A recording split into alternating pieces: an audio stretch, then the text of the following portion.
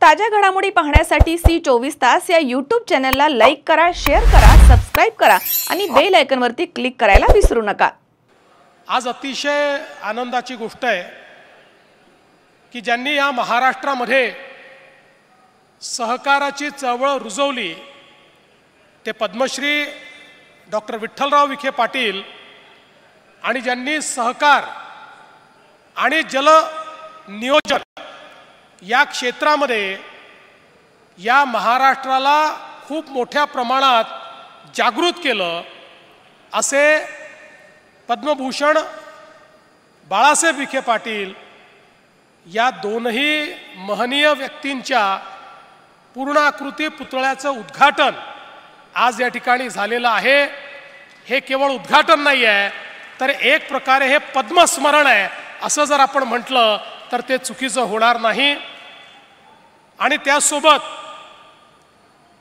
आमचे डॉक्टर सुजय विखे ज्या कारखान्याचे आता अध्यक्ष आहेत त्या कारखान्यानेही 10,000 TPD इथपर्यंत आता मजल मारलेली आहे आणि त्या नूतनीकरणाचं उद्घाटन देखील आज अमित भाईंच्या हस्ते या ठिकाणी झालं।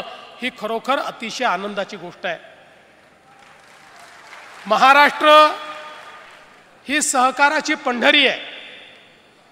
त्या सहकाराच्या पंढरीमध्ये खरी ही पंढरी निर्माण करण्याचं काम ज्यांनी केलं आणि त्या काळामध्ये डॉक्टर विठ्ठलराव विखे पाटील असतील, त्यांच्यासोबत गाडगीळ साहेब असतील, मेहता साहेब असतील, यांनी पहिल्यांदा या सहकारी चळवळीची मुहूर्तमेढ करत पहिला सहकारी साखर कारखाना निर्माण केला, तो यशस्वीपणे चालवून दाखवला आणि त्यातून ही सहकाराची चळवळ मोठी होत गेली आणि या महाराष्ट्रामध्ये ज्या ज्या भागामध्ये सहकाराची चळवळ पोचली, सहकारी साखर कारखाने पोचले, तिथला शेतकरीही समाधानी झाला आणि त्या ठिकाणचं उद्योगीकरण देखील चांगल्या प्रकारे झालेलं आपण बघितलं।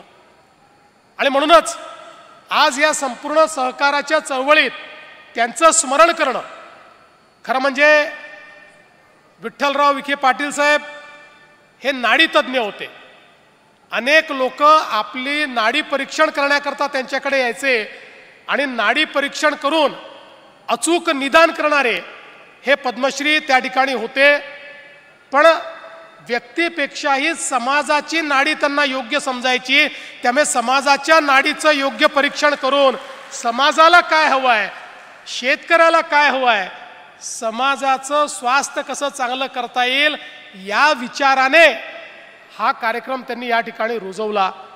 आणि त्यासोबत आपल्याला माहिती आहे की पद्मभूषण आपले बाळासाहेब विखे पाटील ज्यांनी सहकार तर मोठा केलाच, पण खऱ्या अर्थानं या महाराष्ट्रामध्ये पाणी चळवळ राबवत महाराष्ट्राला दुष्काळमुक्त करण्याकरता पाण्याचं नियोजन कसं करता येईल, वाहून जाणारं पाणी कसं आपल्याला परत आणता येईल या संदर्भात एक मोठी चळवळ त्यांनी उभी केली आणि संपूर्ण महाराष्ट्र दुष्काळमुक्त करण्याचं स्वप्न या महाराष्ट्राला दाखवण्याचं काम हे त्या ठिकाणी बाळासाहेब विखे पाटलांनी केलं। मला आठवतं माझ्यासमोर देखील एक मोठं प्रेझेंटेशन त्यांनी या संदर्भातलं केलं होतं आणि त्यावेळेस मी त्यांना सांगितलं होतं की हे स्वप्न पूर्ण करण्याचं काम आमचं सरकार करेल आणि आपण त्यानंतर त्याच भूमिकेतून या महाराष्ट्रातला नदीजोड प्रकल्प सुरू केला। मग विदर्भामध्ये त्या ठिकाणी वैनगंगा नळगंगा असेल किंवा इकडे आमच्या तापीच्या खोऱ्यामध्ये त्या ठिकाणी पाणी आणण्याचं काम असेल किंवा सगळ्यात महत्त्वाचं म्हणजे जे सगळं उल्हास खोऱ्यातलं वाहून जाणारं पाणी आहे, 54 TMC पाणी जे समुद्रात चाललं आहे ते उचलून या ठिकाणी गोदावरीच्या खोऱ्यामध्ये आणून आणि गोदावरीच्या खोऱ्यातला दुष्काळ दूर करायचा। नगर नाशिकपासनं तर मराठवाड्यापर्यंत सगळा भाग हा पूर्णपणे दुष्काळमुक्त करायचा। आता केवळ हे स्वप्न राहिलेलं नाही तर हे स्वप्न पूर्ततेकडे आपण चाललेलो आहोत, त्याकरता सगळ्या मान्यता देखील आपण घेतलेल्या आहेत। आणि मला या गोष्टीचा आनंद आहे की बाळासाहेब विखे पाटलांचं स्वप्न पूर्ण करायचं होतं आणि म्हणून यावेळेस ते स्वप्न पूर्ण करण्याची जबाबदारी आम्ही त्यांच्या सुपुत्रांनाच राधाकृष्ण विखे पाटलांना दिली आणि त्यांना सांगितलं, बघा स्वप्न पूर्ततेपर्यंत आम्ही आलो आहोत. आता पूर्ण करण्याची जबाबदारी तुमची आहे. आणि मी विश्वासाने सांगतो की पुढच्या 5-7 वर्षात टप्प्याटप्प्यानं हे संपूर्ण पाणी आम्ही गोदावरीच्या खोऱ्यामध्ये आणू. आणि त्यानंतर महाराष्ट्रातला आणि विशेषतः आपला जो नगरचा भाग आहे, जो मराठवाड्याचा भाग आहे, इथल्या दुष्काळाला भूतकाळ केल्याशिवाय आम्ही राहणार नाही. अशा प्रकारची जबाबदारी आम्ही घेतली आहे. त्यामुळे पहिल्या पिढीचं स्वप्न तिसरी पिढी करते आहे आणि चौथी पिढी पण तयार आहे त्या स्वप्नाला ताकद देण्याकरता. त्यामुळे मला विश्वास आहे की निश्चितपणे एक मोठं परिवर्तन हे ज्या प्रकारे त्या काळात घडलं तसंच ऐतिहासिक परिवर्तन या कालावधीमध्ये देखील आमच्या माध्यमातून या ठिकाणी आम्ही निश्चितपणे करू. आज या निमित्ताने खरं म्हणजे सहकाराच्या संदर्भात मला उल्लेख केला पाहिजे की माननीय प्रधानमंत्री मोदीजींनी पहिल्यांदा सहकाराचं महत्त्व समजून घेतलं. या देशामध्ये इतके प्रधानमंत्री झाले, इतकी सरकारं आली, पण सहकार विभाग महत्त्वाचा आहे, हा परिवर्तन करू शकतो असं कधी कोणाला वाटलं नाही. त्यामुळे कृषी विभागासोबत साईडला पडलेला एक डेस्क एवढंच त्या सहकार विभागाकडे पाहिलं जायचं. पण मोदीजींनी हा निर्णय केला की नाही, या देशात सहकार रुजवायचा आहे. आणि म्हणून पहिल्यांदा देशाच्या पातळीवर स्वतंत्र सहकार मंत्रालय हे मोदीजींनी तयार केलं. आणि मग प्रश्न होता की या मंत्रालयाचा कारभार कोणाला द्यायचा.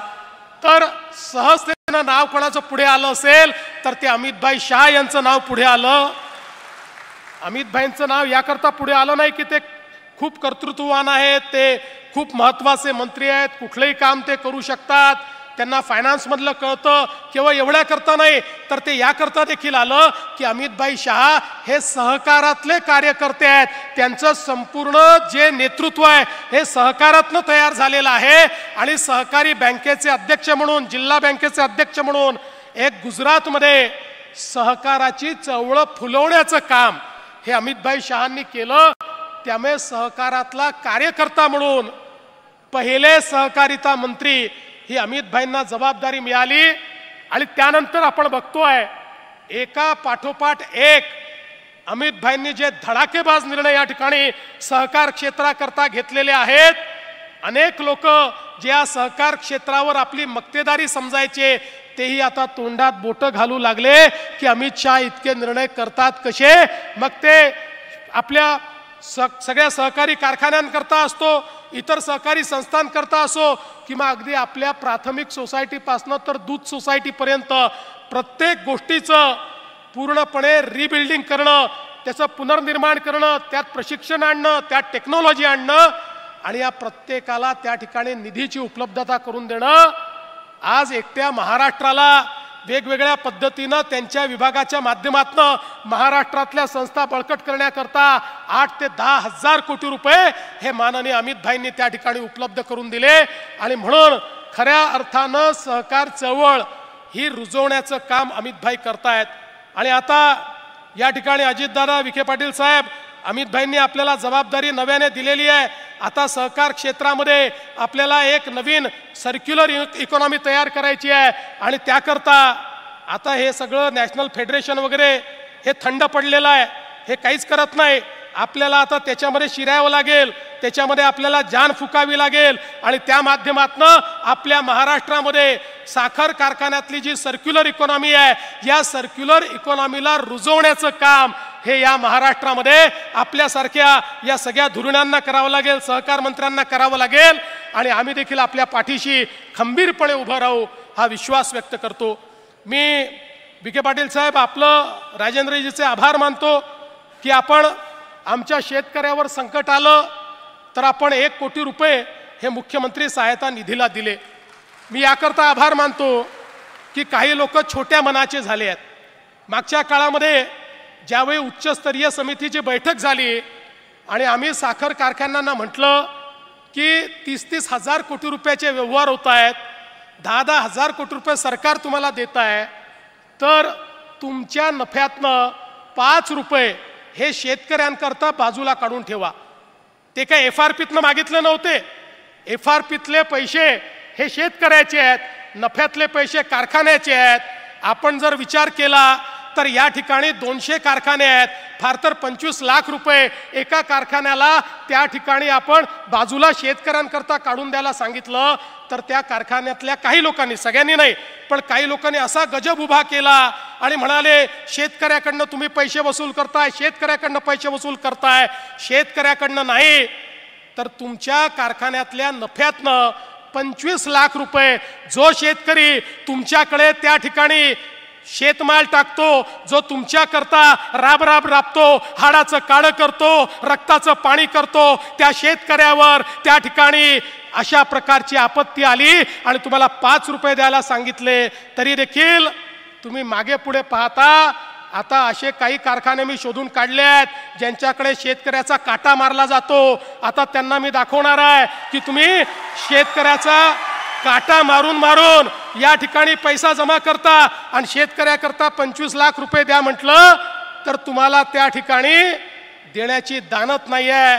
अरे तुम्ही मालक नाही आहे, या कारखान्याचे मालक आमचा शेतकरी आहे. त्यामुळे त्या शेतकऱ्याच्या पाठीशी उभं राहण्याचं काम या महाराष्ट्रामध्ये सरकार करेल. आणि मी सांगू इच्छितो, आज आमच्याकडे शेतकऱ्यावर आपत्ती आलेली आहे. आपल्या अहिल्यानगरमध्ये देखील इतक्या मोठ्या प्रमाणावर कधी पाहिला नाही असा पाऊस आला. आमच्या शेतकऱ्यावर आपत्ती आहे. काही लोक या आपत्तीचंही राजकारण करू इच्छितात, पण त्यांना मी सांगतो काळजी करू नका. आमचं सरकार हे शेतकऱ्याच्या पाठीशी उभं आहे. कालच अजितदादा, मी आणि आमचे एकनाथराव शिंदेजी आम्ही सगळे बसलो आणि शेतकऱ्याला जास्तीत जास्त मदत काय करता येईल या संदर्भातला आराखडा तयार करणं सुरू केला आहे. आमच्या पाठीशी अमितभाई शहा आहेत. त्यांनी सांगितलं काळजी करू नका, काय लागलं ते केंद्र सरकारच्या माध्यमातून देऊ. त्यामुळे मी निश्चितपणे आपल्याला सांगतो, भरीव मदत शेतकऱ्यांना देण्याकरता राज्य सरकार निर्णय करेल. आणि जे लोक आमच्यावर टीका करतायत त्यांनाही सांगतो, एकदा आरशात बघून घ्या, एकदा आरशात बघा. तुम्ही असताना काय तुम्ही केलाय हे तुम्ही एकदा आरशात बघा, त्याच्यानंतर आमच्यावर टीका करा. पण कोणी किती टीका केली तरी आम्ही पर्वा करणारे लोक नाही आहोत, कारण आम्हाला या ठिकाणी खुर्च्या तोडण्याकरता लोकांनी पाठवलेलं नाही, शेतकऱ्याची सेवा करण्याकरता पाठवलाय आणि ते केल्याशिवाय आम्ही थांबणार नाही. आणि म्हणून पुन्हा एकदा मी या ठिकाणी आमचे राधाकृष्ण विखे पाटीलजी, सुजय विखे पाटील या सगळ्यांचं मनापासून अभिनंदन करतो. आपण हे जे कार्य चालवतात, हा जो वारसा आपण चालवतात, त्याबद्दल आपल्याला मनापासून शुभेच्छा देतो आणि माझं बोलणं संपवतो. धन्यवाद. जय हिंद.